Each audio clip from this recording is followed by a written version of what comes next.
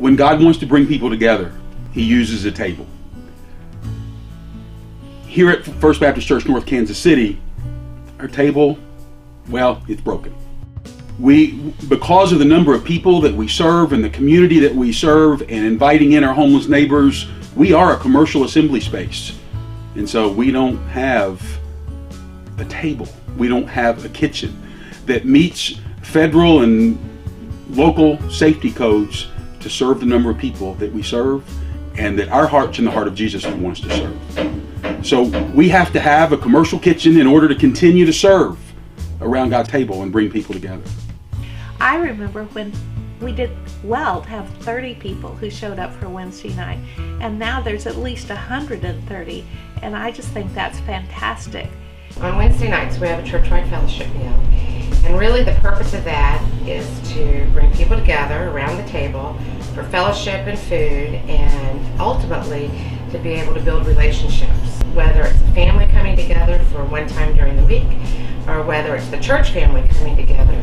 It's about bringing people together to talk about life, to share experiences, and be in God's presence. And for me personally, the Wednesday night meals have been an opportunity to really use the gifts that God given me in a way that allows me to entertain in God's house, and then to be able to fill tummies and bring people together. We have been graciously given a temporary reprieve to have a residential style kitchen going on in our commercial assembly space, and we have about 18 more months of being able to do that, and then our kitchen will be shut down. And so we won't be feeding our church family. We won't be gathering around the table in times of grieving after a funeral. We won't be inviting in the high school. We won't be feeding our homeless neighbors. We won't be providing food for hungry children in our neighborhood. We won't be able to have that kind of neighborhood welcoming space because our kitchen will be shut down. Currently we are serving, we plan for 150. 150 people come together, and that requires just space, and it requires equipment that can handle food preparation for that many. So our kitchen is small, functional, but small. And when you start talking about just the quantity of food, to store it, to serve it, to clean it up, our kitchen lacks in the kind of equipment and space that we need in order to do that.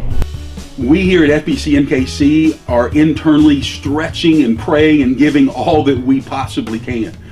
We exist as a church that's soon going to be celebrating 100 years, and so we are in an old building that's constantly in need of touches and updates, some of which are going on as we speak.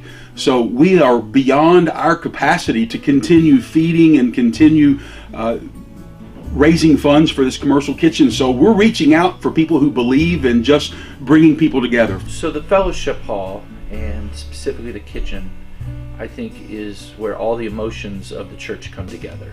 You have any celebration starts in the kitchen. Anytime there's a death in the families, we always go to the kitchen and serve dinner for the families. And so all the emotions of the church all get wrapped around the kitchen in some format. And I think that says something about why it's important to fix the kitchen. Tell me what it would feel like if the kitchen didn't get fixed and we weren't able to have meals anymore. In today's world, we can't fix everything, but we can take responsibility for the corner of the world in which we live. At 2205 Iron Street at FBC NKC, we want to take responsibility for the corner of the world in which we live. And the ability to do that is greatly hampered if we don't have a kitchen and a fellowship hall. And we want to take responsibility for the corner of the world where people from all different walks of life come together and people learn to be family together. People who think they don't have a chance, who don't have hope, who've been forgotten and left out and left behind. We are the place, and we seek to be the place where there's a place called home, a place around God's table called home. So we're asking for your help in allowing us to provide that safe place called home.